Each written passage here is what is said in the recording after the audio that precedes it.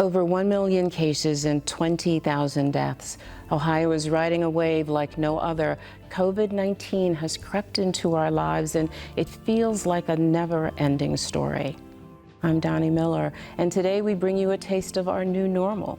Stories from our community about those personally affected and ravaged by this pandemic. There is evidence that people in racial and ethnic minority groups are more likely to live in areas with high rates of COVID-19 infections. Studies show that in Ohio, Black people hospitalized with COVID-19 make up 31.8% of the state's hospitalizations for the disease, far exceeding the 13% share of the state's Black population. I shared some time with 5 families of color right here in Toledo. These are their stories.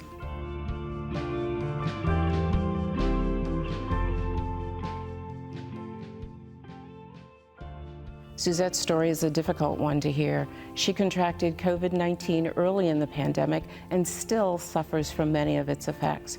Her faith and love of family are what sustained her. She shares that story with us.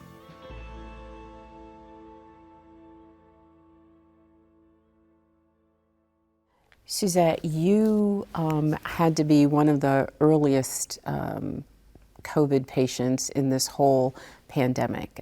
You actually got the disease, was it in March? In March. In March. How'd you know? So for 3 weeks, they said I had a sinus infection, but the headache kept getting worse.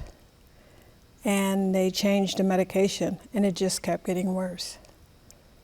And so finally, I decided I needed to call the COVID line. I couldn't take it. The headache was so severe. Mm-hmm.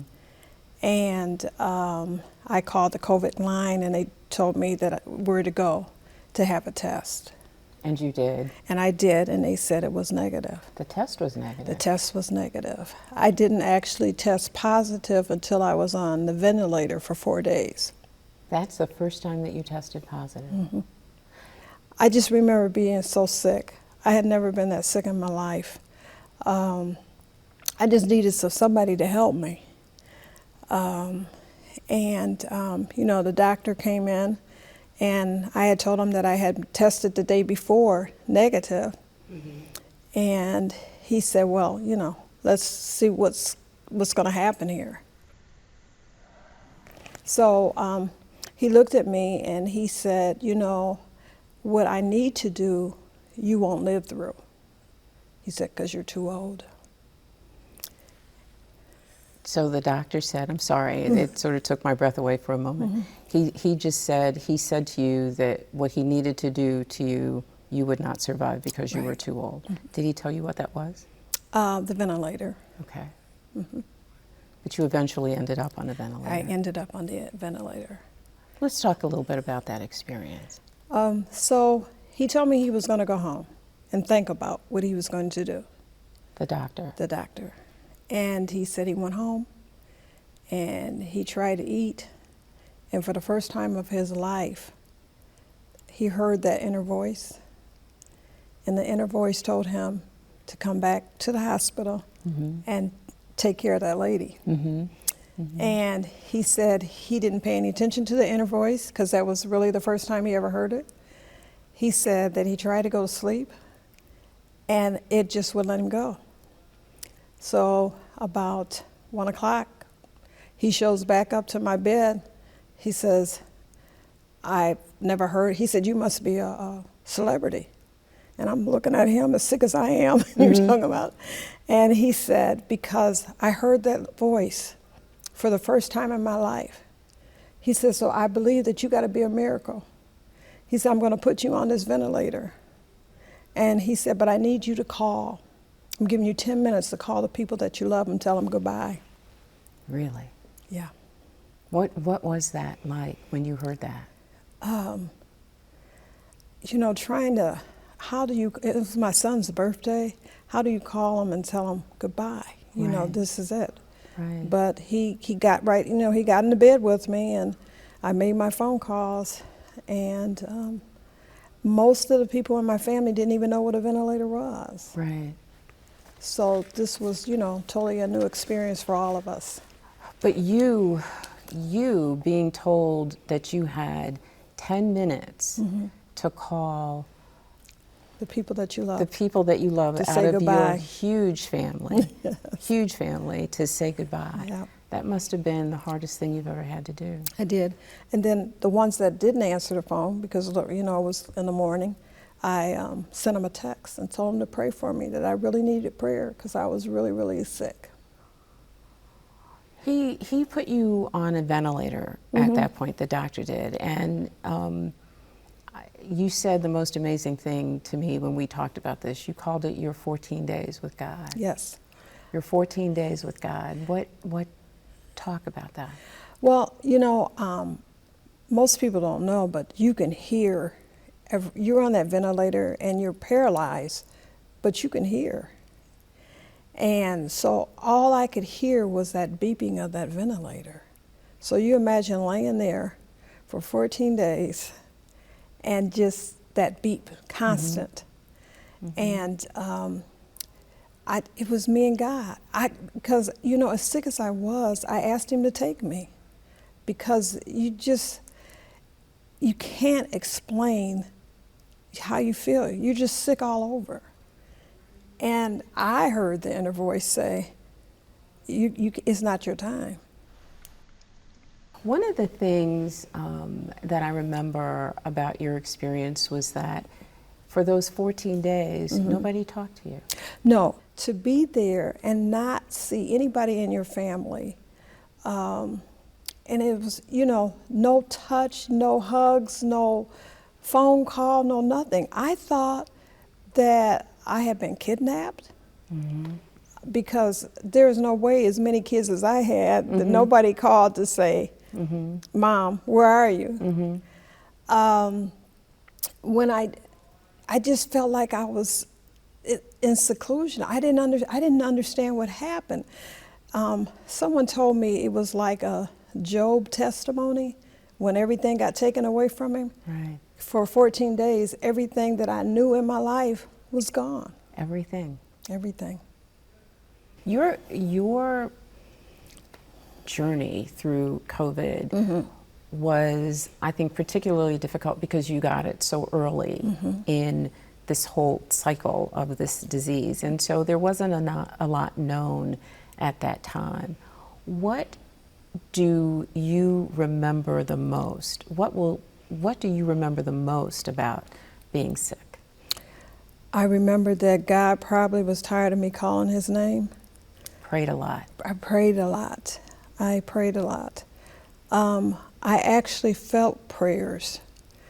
I knew I was going to be okay because the voice had already told me, this is something that you have to go through, but it's not your time. You were unable to walk Yes. early Yes. on. Yes. That was one of your symptoms. Yes. When I went to the hospital before I got admitted, they gave me a Z-Pack, and no one knew at that time that Z-Packs didn't work with the virus. And so when I woke up the next morning, I couldn't walk. And so when I got out of the hospital, I had to learn how to walk. How is it now? Except for just one leg. One leg, except for that one leg. You had a little post-traumatic stress disorder happening too as a result. Did you? Yes. Not?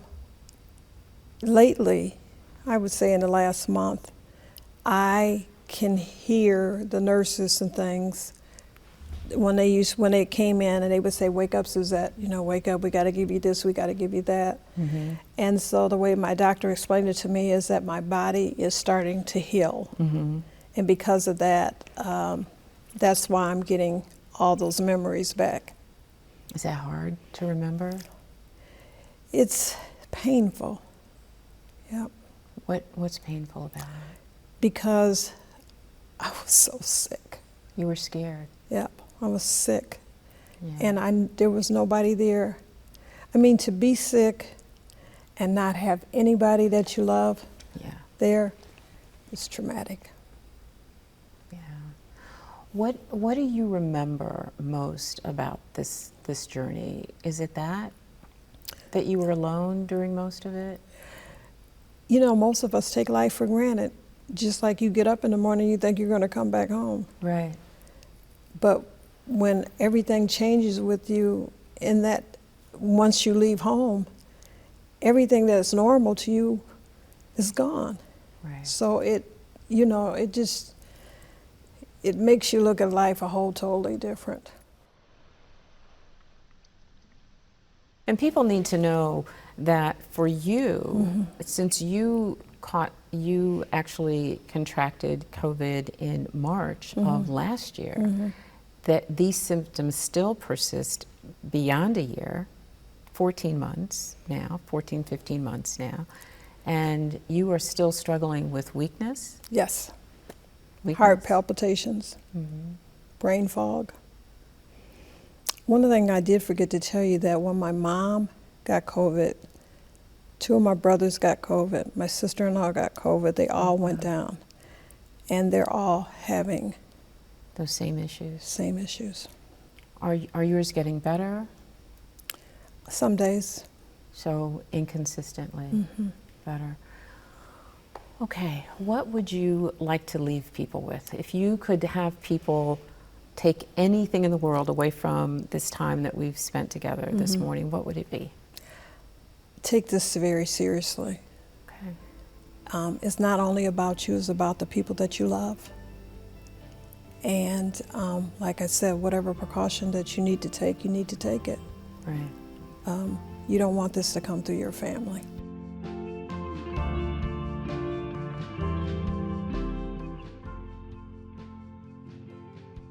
26 days of his life where he remembers nothing, and that's only one of the effects that COVID had on Maynard Porter. More than a year later, he continues to battle the impact of the illness. He struggles to breathe. Hospital visits are many with no end in sight. This is Maynard's story.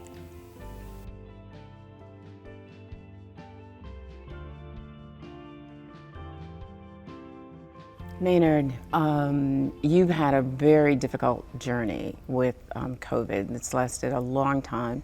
Can you take me back to the time that you first heard that you had COVID and how you felt about that? I got diagnosed December 1st of 2020. And I had been to the emergency room the night before because I wasn't feeling well. Had a few behind the eye symptoms, you know, and I thought maybe some sinus issues had been going on. They took a test, they called me back December 1st, told me I was COVID positive. At that point I prayed. I prayed. I had made everybody in my life, my family members, my loved ones aware of what was going on. Then that evening of December 1st, I went to the hospital. It sounds like you knew some things about COVID. I had been very diligent about keeping myself sanitized, keeping my distance, wearing a mask, been very diligent. So I was also surprised that I had developed COVID. Yeah, any idea where it came from? I believe it came from where I worked. Do you? What happened next? From that December 1st, I ended up going back to the hospital that evening. I developed a gasping for air. I developed a cough. I developed a fever. I remember them giving me oxygen December 1st, the evening, and I don't remember anything from that. I woke up December 27th on my 50th birthday, and my daughter singing happy birthday to me and crying at Flower Hospital. So through that process, I've realized and I've learned that from December 5th through January 12th, I was ventilated and trached. And you have no memory of that? I have no memory of that. Do you remember, what is the very last thing you remember? Tell me again. I remember going to the emergency room December 1st, having some breathing complications, coughing, and them giving me oxygen. And that's the very last thing you remember? That's the very last thing I remember. Until? Till December 27th, my goodness. 50th birthday, and my daughter crying and singing happy birthday to me. So about 26 days? Yes. 26 days with no memory of anything? No memory of anything. What have people told you about that 26 days? My daughter has told me some things. My brother has told me some things about treatments they gave me, different things they were doing. I guess I talked to my brother. They put the phone up to me at December 5th, and that was when they were ventilating me, and they asked me, and my brother said that I said, yes, I want to live. My goodness. Yes, I want to live. But I don't even remember that conversation with my brother. No kidding. So it sounds like you had some drive even while you were unaware. Yes, a lot of drive. Yeah. Yeah. Is that what's gotten you here today? You know, I've been a very faithful man in the community.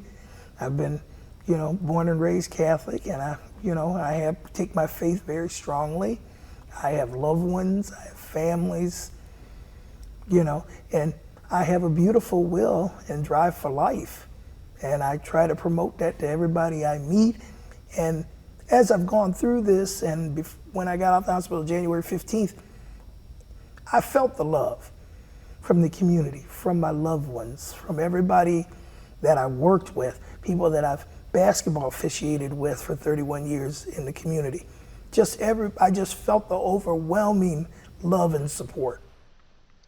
So I know you have a daughter that you are very, very proud of. Yes. And she's in the Navy. Yes. Right now. And the doctors actually called her in to come and see you. Yes. While you were ill. What did your daughter say about the impact of this journey that you were on to her? How did this affect your child? I haven't seen my daughter since January 10th. Mm-hmm. She had to go back. Yes. But we've talked, and she just says, I love you, Dad. And, I haven't had a chance to embrace her. Yeah, it's hard. And tell her how much I do love her. I tell her every day, but still to embrace someone who's been there for you through all this. Yeah. I have a very loving brother, and I'm 7 years older than him. Mm-hmm. And we hadn't seen each other since Thanksgiving to January 15th. And when I got out of the hospital January 15th, the nurses were just there, and they started crying as we hugged and kissed each other. Yeah. Because I was like, that's my baby brother. Right, absolutely. And, he's still here with me in my corner. We talk about these things sometimes, and I could see him tear up. My brother's bald-headed. Yeah. There's no hair. So I get up and go kiss him on his head. Yeah. Tell him I love him. So this is clearly making you emotional. What is it that's making you feel this way? Just thinking about the journey. Thinking about the journey, not just in a selfish way for myself, but what my family, what my loved ones, the people that care about me have gone through. Yeah. I would have never put this on anyone. Yeah. I am not a selfish man. I'm not a vindictive person. Very loving. Right. And I have a lot of conviction for life. And I would have never put any of this on anybody intentionally. Right. And I think we don't always think about how this disease has pulled the lives of our family members and our loved ones into it. Yes. Along with having an impact on our own lives. Would you agree? I do agree. Yeah. And I'm very proud to say that I'm fully vaccinated. Mm-hmm. My brother's fully vaccinated. My sister-in-law is very fully vaccinated. My oldest niece is 12, and she had developed COVID at a time and got pink eye. And she's been vaccinated almost a week now. She got her vaccination. Good for her. And I'm very proud, very proud, because those are the loved ones that I'm around every day and get to see them. Right. And I don't have a hesitation of seeing them and being around them because, hey, we're all in this together. Right. So I want people to hear a little bit more about your journey. So can you remember the time in this process that you were most frightened? I was most frightened. The scariest was February 12th. I've developed a condition where my airway closes up on me. Yeah. February 12th, I woke up probably around 12:30, middle of the night, couldn't breathe. Had a hard time gasping for air. I said, okay, Lord, you know, we're going through this again. Tried to drink a bottle of water, was able to do that, but still could not catch my breath. So I ended up calling 911. EMS had to come get me, put me on oxygen. I was struggling to breathe.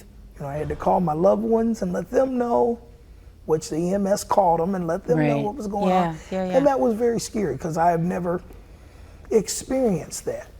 I grew up having asthma, but I haven't had an asthma attack in 35 years. I haven't been on an inhaler in 33 years. Now to this day with this, I have an inhaler in my pocket and I have a breathing device that I carry around everywhere with me. Oh my. Is that? That is my nebulizer, yes. And it has medication in it that I have to have just in case this airway starts to close up. Well, are there other symptoms that, other issues that you're facing still as a result? I have, you know, short of breath. Still, you know, still stamina, endurance. On a good day today, I'm 75%. But I'm not 100 what I used to be. You know, if I walk more than 20 feet, I can get winded at times. Wow. And like I said, I officiated for 31 years, so I've run up and down basketball courts and have had no issues, but, you know, here this is. So Maynard, as you think back on this journey that you have been on, what is it that you will remember the most? I will remember the love that I felt.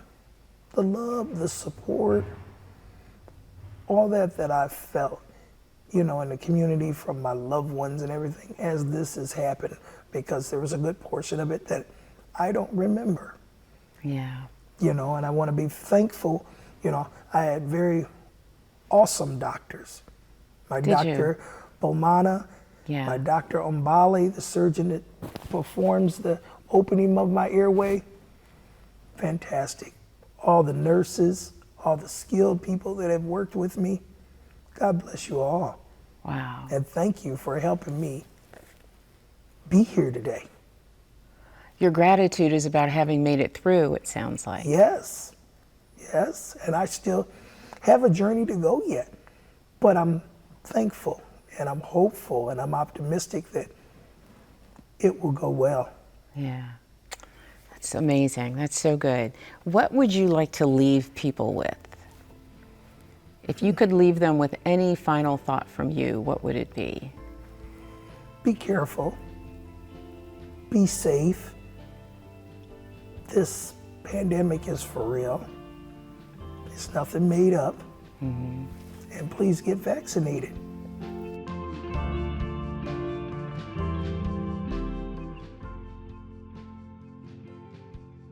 Barely into his 20s, Trey Jones has lost his mother, his grandmother, and has become the breadwinner and parent to his two much younger siblings, all because of COVID. His experience with this illness will break your heart. Thank you, Trey, for sharing your story with us.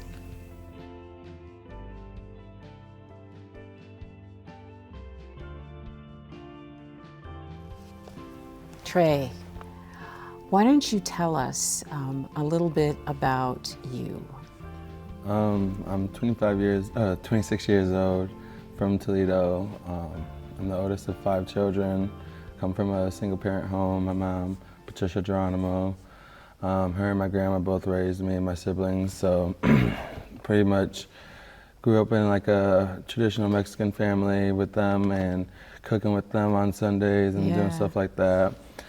So I took an interest in, we're all different. I took an interest in cooking. So just this past year, I went out to I was in Stovepipe Wells out in California, working at in the Death Valley out there. I was cooking out there, and then the pandemic hit, and so I came home.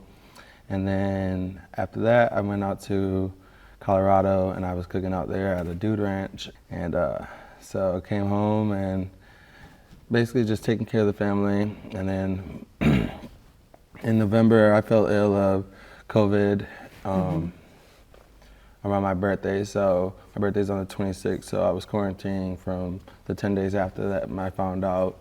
So I really didn't, I came back in October, I got that in November, so I got a month to spend with my mom and my grandma before we all started getting sick. And so I caught COVID in November. They followed it right after, and they both passed away. So just losing both of them left me with them. I don't have no children myself, so I have a 10 and a 12-year-old now, Deanna and DeAndre. And it's different trying to turn my whole life upside down over a year, over some months. I keep saying it happened she passed away January 10th. It's frightening, but like the whole process of it was like I knew my mom would want me to keep our family together. So and I've always been able to just step up, and so that's just what I did. And it's frightening, but I think in my head about like the future, watching them walk across the stage when they graduate, send them off to college, stuff like that, and just our futures together. That's what I'm holding on to and looking forward to. That's what helps me get through it. So this illness, this COVID illness, has affected you and your family in ways that you've never thought about, you never thought possible. No, completely flipped my whole world upside down. What about you in this? How are you feeling in all of this? Lonely, I guess, because I went to being just myself to a single parent of two, so like it's just me. Of course I have my family there for me, but it's just hard the day in, day out with the children, school. And what's the hardest? Not being able to call and get like reinsurance from my grandma or my mother. I lost my grandpa 2017. Those are my parents, those three. And like, that's the hardest part, not being able to call them and get that reinsurance anymore. Yeah. What do you say to yourself that keeps yourself going? How do you get up every day and do this with the loss of those people from this illness, those people that were so important to you? I just do. It's okay, sweetie. It's all right. I just do. I don't really have an answer. It's all right. To that. I just do it because, like I told you, like kids don't have a father. Our mother is gone. Our grandparents are gone. It's just, I have to. I don't have no other choice, you know?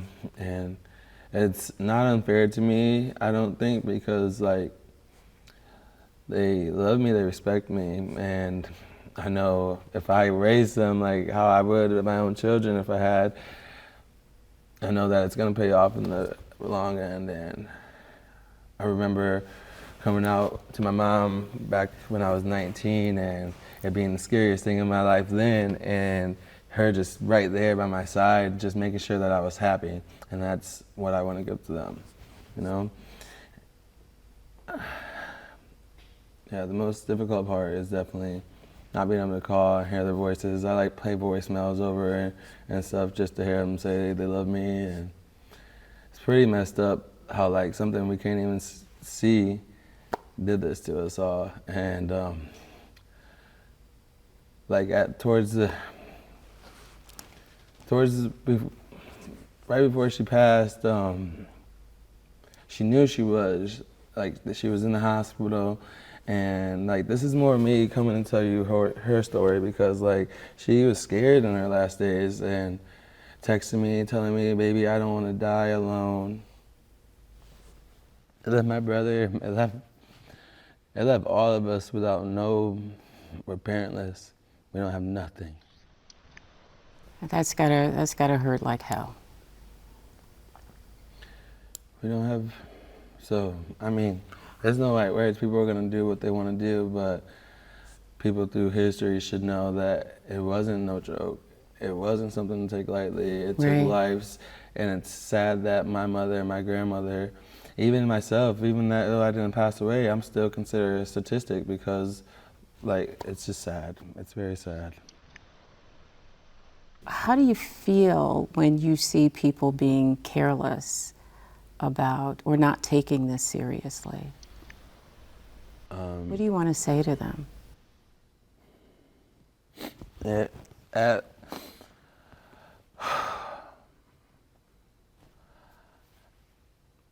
there's one thing I've learned over this past year for sure, with the protests, COVID, everything, is that you can tell thousands of people whatever you want, but people are just gonna do what they want. And just the main thing I'm saying is I want people to be able to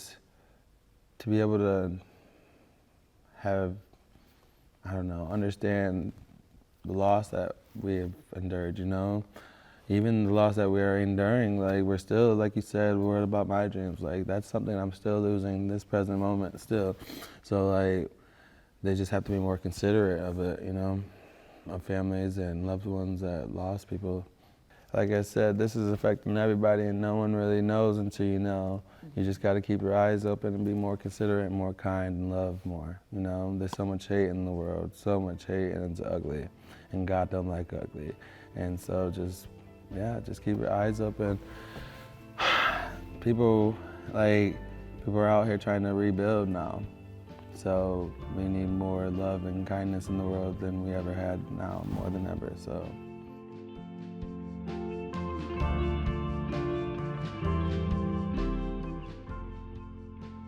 Sicker than she'd ever been before, Benita Bonds was certain that COVID-19 would end her life. What if I don't get better? What will happen to my family, my son, my fiance? I'm not ready to die. Those were the thoughts in Benita's head as she fought COVID-19. She called it the scariest thing I've ever been through, ever. Listen as Benita shares a bit of her journey with us.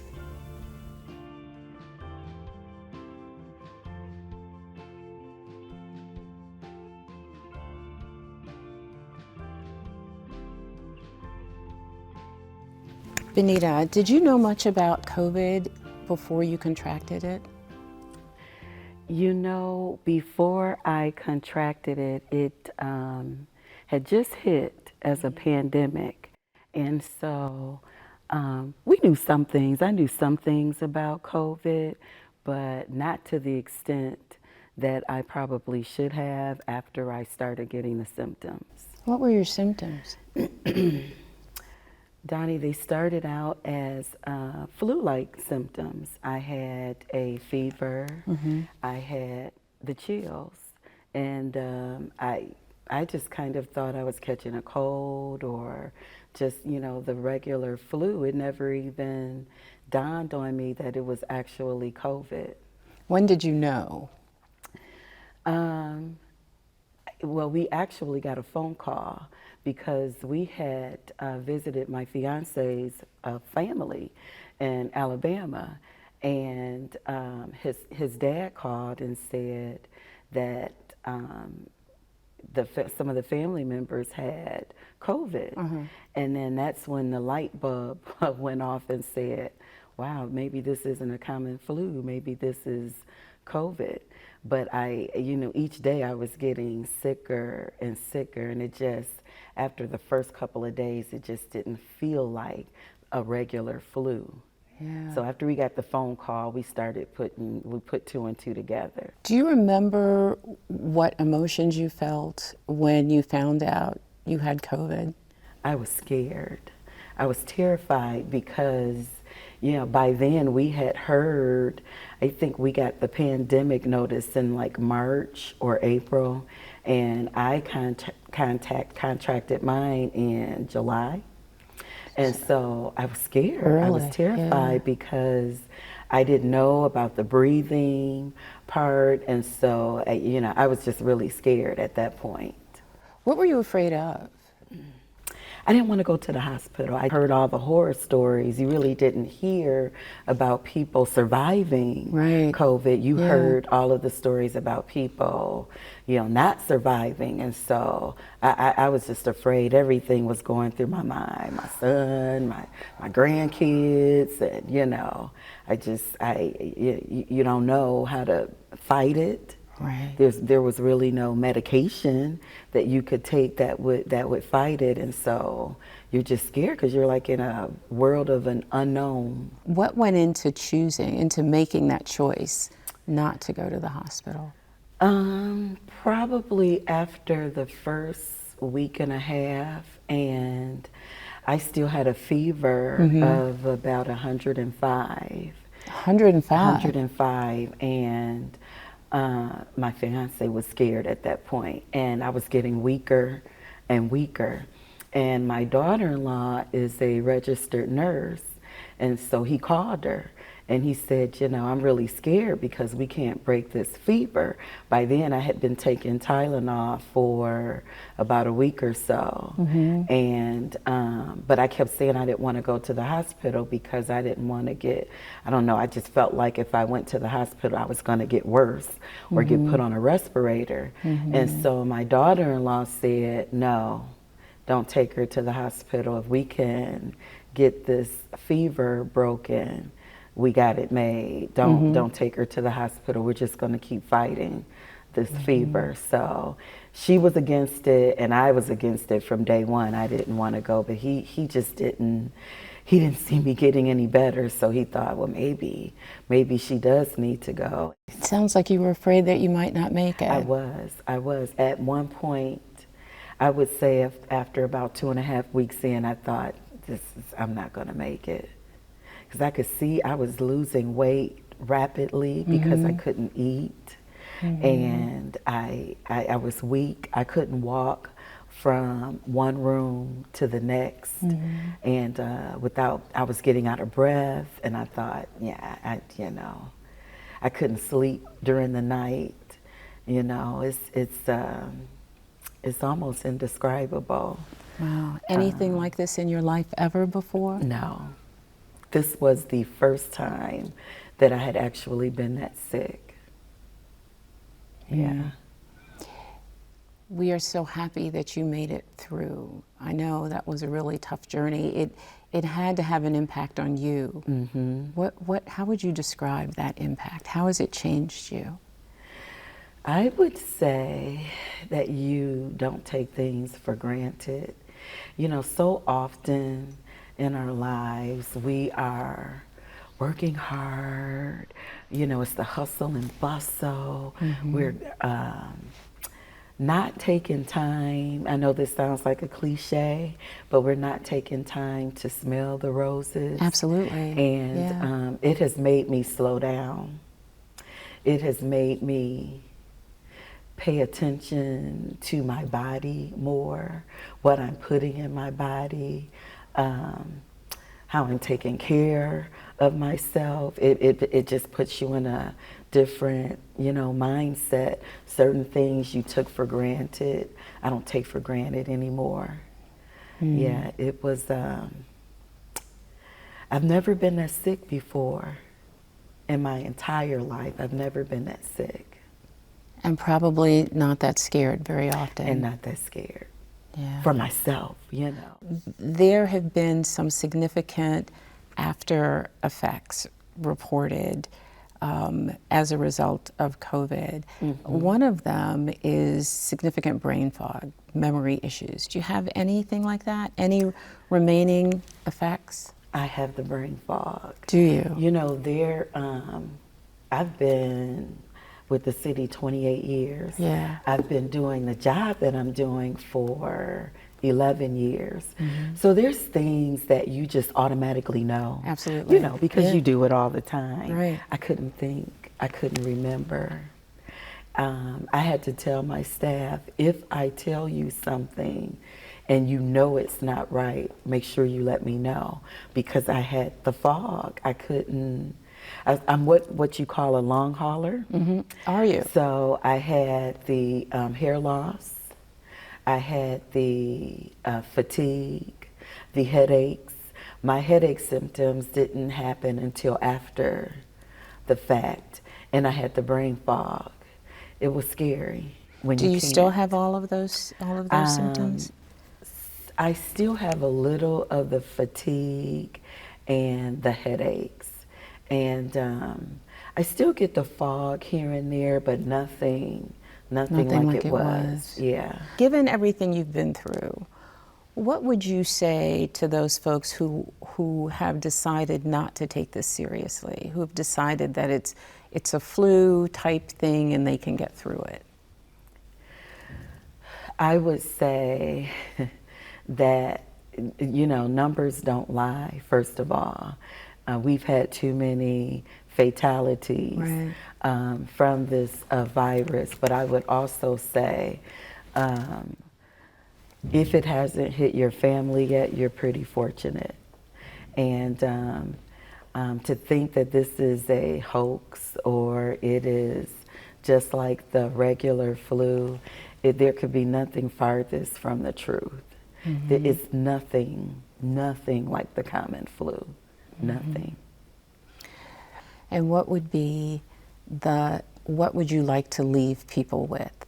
What would you like them to know? I would like them to know that this is real. And if we don't take anything serious, take this serious. It's not a hoax. I'm here to tell you I survived, but there was at one point I didn't think I was going to survive. Right. So it's real, people. And if you can do anything, whether it be wearing the mask, whether it be making sure we're washing our hands, and even the vaccine, do it. Absolutely. Do it. And the power of those thoughts about not being able to see your son, your only child again, or your fiance, or your family. People need to remember what that feels like and what that means to the people that you love. Absolutely, absolutely. It's the scariest thing I've ever been through, ever.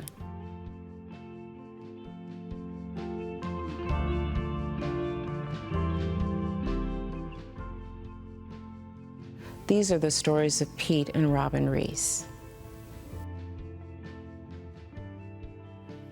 So you guys have been married 40 years, and I'm still trying to get over that. Congratulations, and that's a wonderful thing. And you've been together like 50 years, right? Yeah.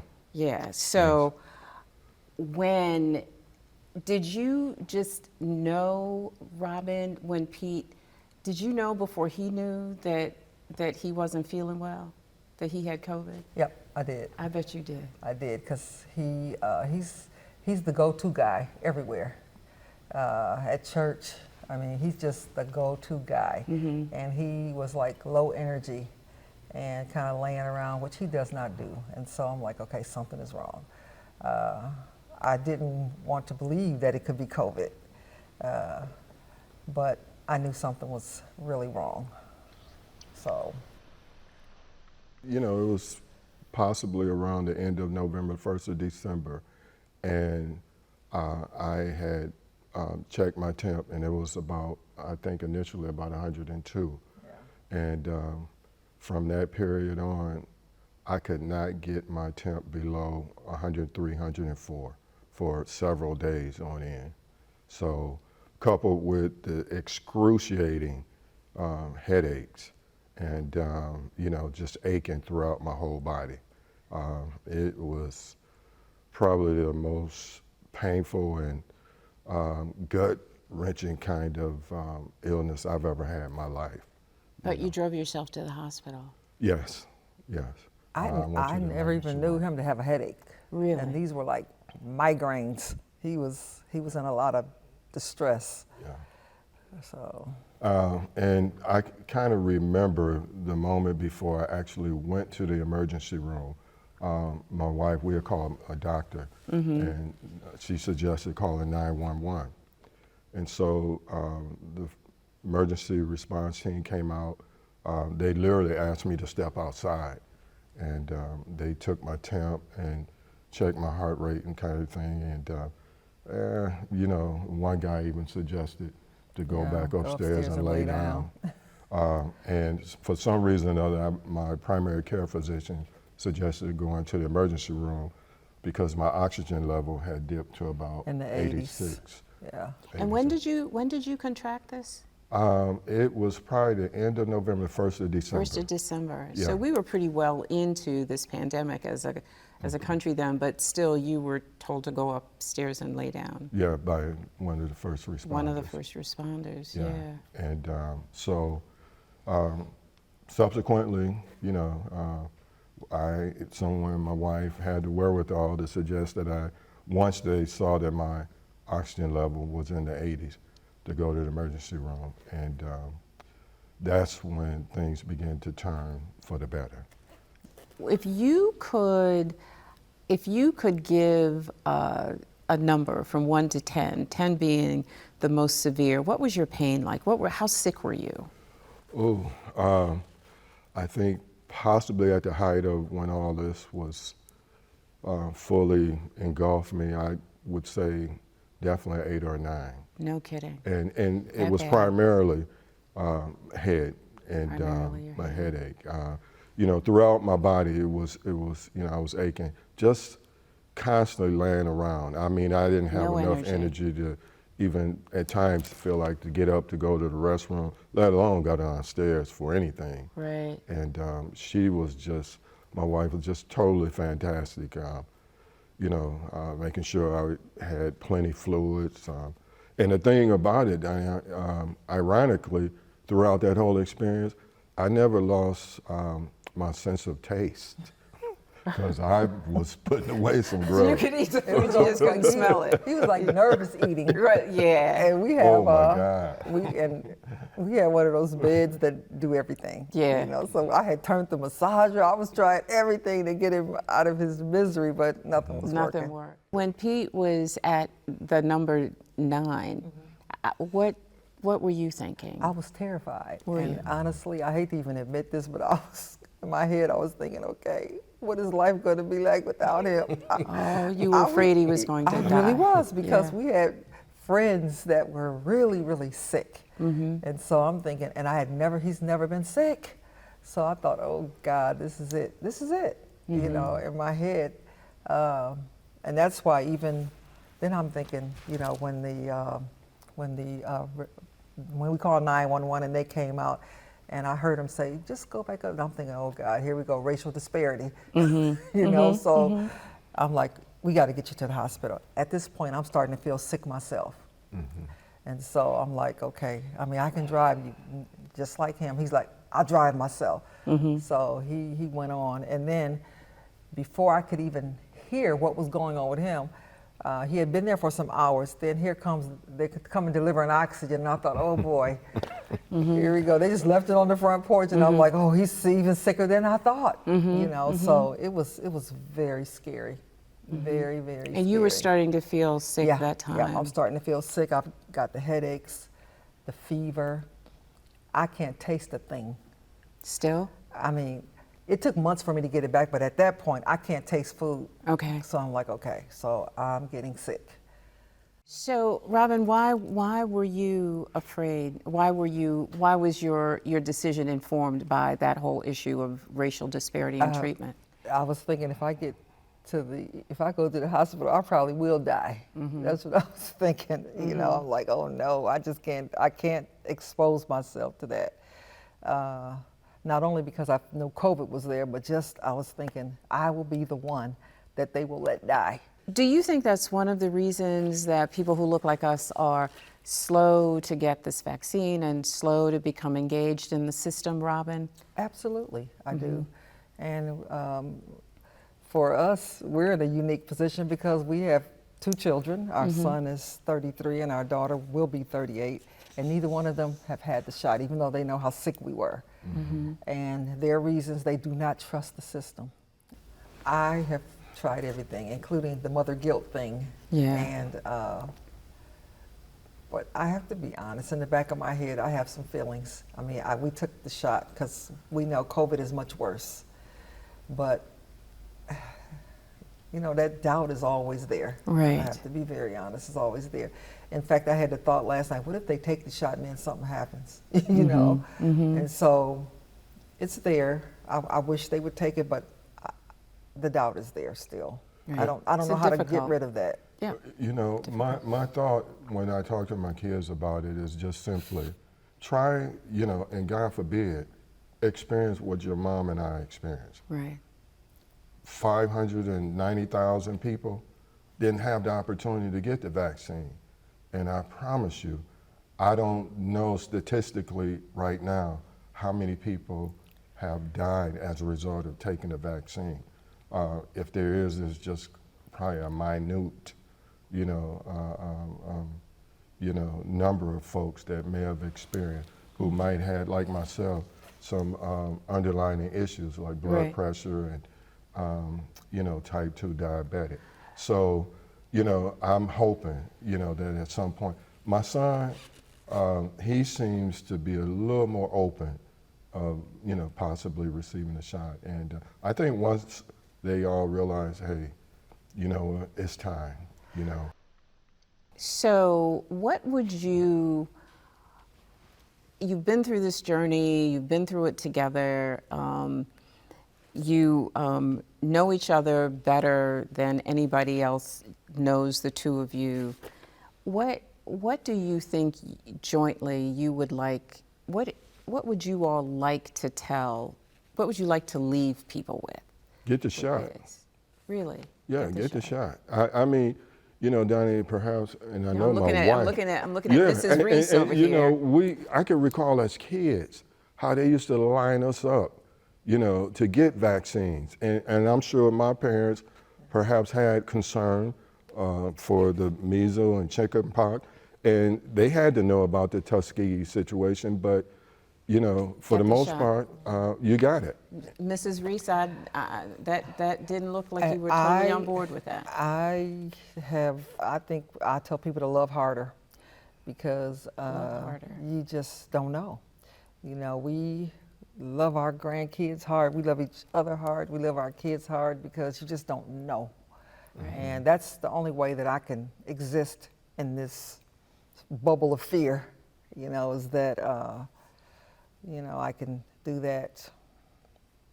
And I probably have gone overboard because my grandkids don't even want to go home. Right. Right. But a new appreciation, maybe not a new appreciation. I mean, we all love our kids, we love our grandkids, but maybe a new appreciation for showing them how Absolutely. much. Absolutely. Yeah. And showing each other how Yep. much. Love harder. Love each other harder. That's the advice that Pete and Robin Reese give us all as we move through this pandemic. I think that they're right. I hope that these stories have touched you as much as they have me. They all have one thing in common. COVID-19 has the ability to alter your life in the worst of ways. You can do something about it. You can call your physician, your health department, or COVID information line with any questions that you may have. Follow the CDC guidelines, do your research, talk to your friends and your family, and then choose the vaccine that's best for you. Remember, you have the power to win this fight against COVID. Thank you for joining me.